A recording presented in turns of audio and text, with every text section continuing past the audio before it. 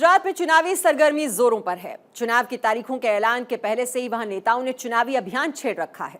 अब तो चुनाव प्रचार हर रोज तेजी पकड़ता जा रहा है। बीजेपी से लेकर कांग्रेस और आम आदमी पार्टी के नेता और कार्यकर्ता वोटरों को लुभाने में पसीना बहा रहे हैं।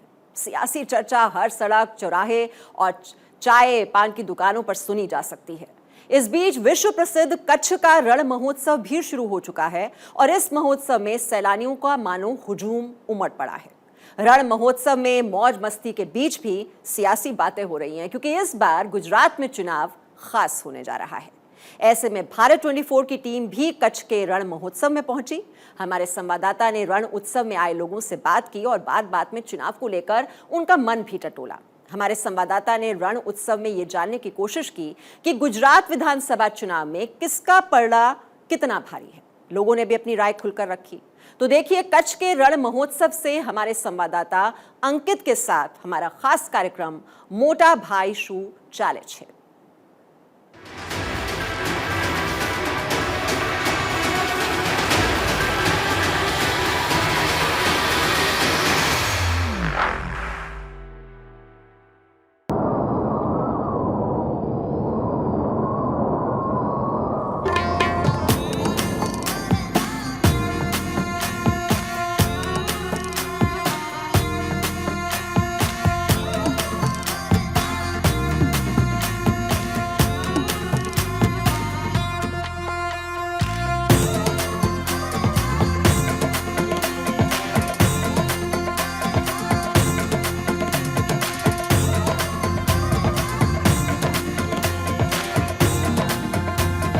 हेलो नमस्कार, तुम्हारू बहुत बहुत स्वागत है। आपके साथ मैं हूं अंकित सिंह तोमर।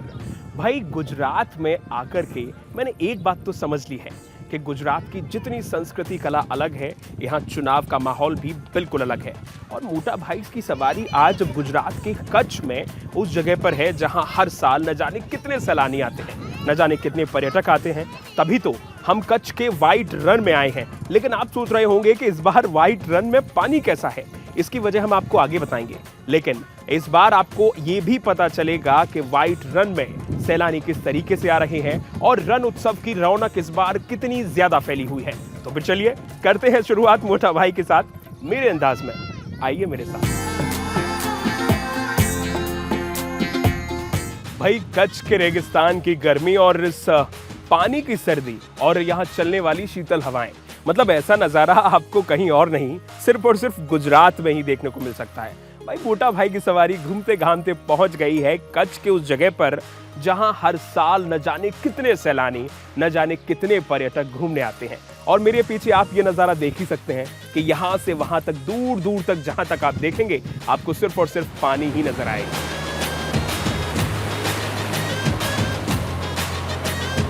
कच्छ के जिस रेगिस्तान में लोग घूमने आते हैं वहाँ इस वक्त पानी है। हालांकि दर्शक जो हैं, जो पर्यटक वो हैं जिनका आना शुरू हो चुका है और लोग दूर दूर से यहाँ घूमने भी आ रहे हैं। सबसे पहले मैं आपसे जानना चाहूँगा, आप कहाँ से आए घूमने के लिए? भूत से आई हूँ मैं। अच्छा, भूत। यहाँ पे मेडिकल कॉलेज में स्टडी करती हूँ, डॉक्टर हूँ, अभी इंटर्नशिप चल रही है। अरे वाह, मतलब डॉक्टर साहिबा मिल चुकी हैं हमें। तो फिर भाई अगर कुछ आपको बीमारी है कि बार बार घूमने की, तो ये आपका इलाज पक्का कर देंगे। तो चलिए, आप भूत से घूमने आई हैं, आप किसके साथ आई हैं?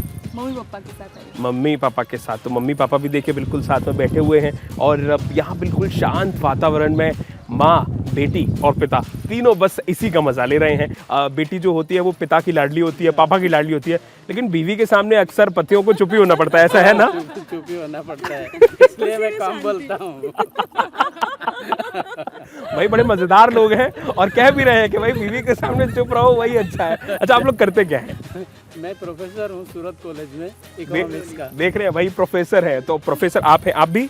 मैं अंकलेश्वर श्री ठाकुर भाई Patel arts and commerce college है, जो ईश्वर सिंह पटेल गुजरात के मंत्री रह चुके हैं, उनकी कॉलेज है, उनमें मैं प्रोफेसर हूँ और राइटर भी हूँ। वाह वाह, एक तो प्रोफेसर है, ऊपर से राइटर है। तो देख रहे हैं, कॉम्बिनेशन आपको शायद ऐसा कहीं देखने को मिलेगा नहीं। और ऊपर से बेटिया भी इनकी वो है मेडिकल स्टूडेंट है। तो मतलब पूरा कह सकते हैं कि खानदान ऐसा है जो बिल्कुल पढ़ाकू रहा है और बिल्कुल वो स्टडी वाला बैकग्राउंड है इनके घर में देखने को मिलता है। मैं आपसे जानना चाहूँगा प्रतिभा, मम्मी पापा की लड़ाई कभी होती है ऐसे? हाँ होती है। होती है? हाँ। अच्छा, किन बातों पे कुछ याद है?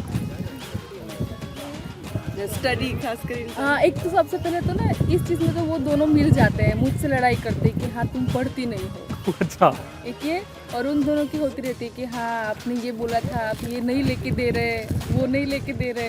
अच्छा पापा ज़्यादा शांत रहते हैं, मम्मी ज़्यादा? पापा शांत रहते हैं।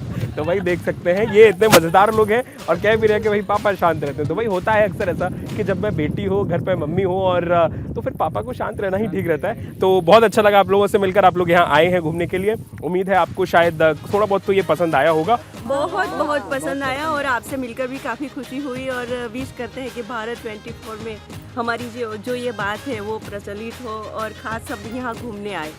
तो भाई बिल्कुल यहाँ पर घूमने के लिए लोग आना शुरू हो चुके हैं और मोटा भाई जो लोग मिलते जा रहे हैं उनसे हम बातचीत करते जा रहे हैं। आइए अपने सफ़र को और आगे बढ़ाते हैं और कहीं चलते हैं और देखते हैं कि इस बार वाइट रण यानी कि इस रेगिस्तान में कौन कौन से सैलानी घूमने आए हैं। आइए मेरे साथ।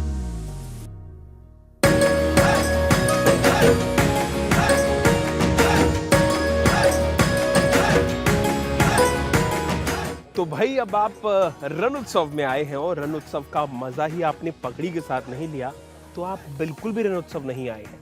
भाई मैं देख रहा हूँ कि यहाँ पर काका बहुत देर से अलग अलग लोगों को पगड़ी बांध रहे हैं और ये ट्रेडिशनल गुजरात की ड्रेसेस दे रहे हैं या जैकेट्स दे रहे हैं पहनने के लिए। तो क्यों ना मैं सोच रहा हूँ मैं भी बंधवा ही लूँ। हाँ चाचा कैसे हो? बढ़िया है। बढ़िया है। कहाँ के रहने वाले हो? गोरे वाले दोरों से आगे 2 किलोमीटर।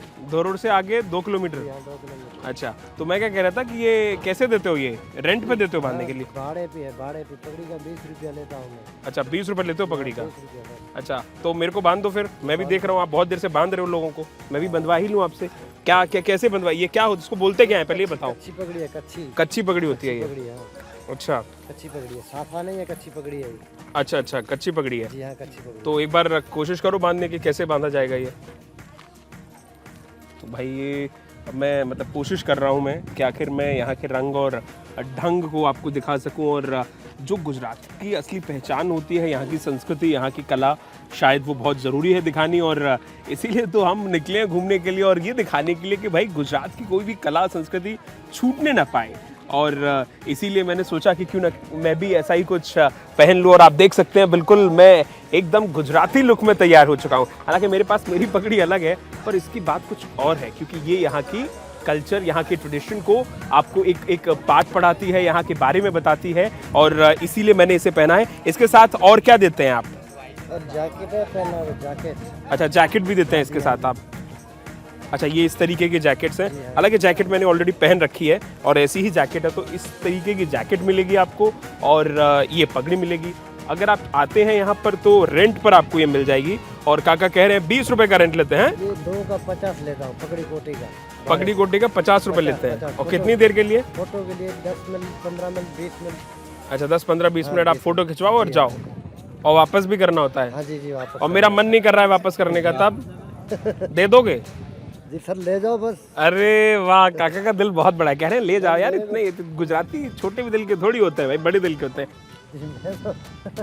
भाजपा के है। अरे तेरी, भाजपा को सपोर्ट करेंगे? क्या चक्कर है, भाजपा वालों को क्यों सपोर्ट करेंगे? सब ये तो हाँ ये राज क्या है, सब बताइए। चल रहा ही मोदी है तो मुमकिन है। मोदी है तो- क्या कह रहे हैं? अच्छा ये भी कुछ कह रहे हैं, मैं इनसे भी जान लेता हूँ। क्या कह रहे हैं आप बताइए, आप कहाँ से आए हैं? हम आए बम्बई से, लेकिन बात यही कहूँगा कि मोदी है तो मुमकिन है हर जगह पे। हर जगह पे? हाँ, ये जो भी आप देख रहे हैं मोदी है तो मुमकिन है।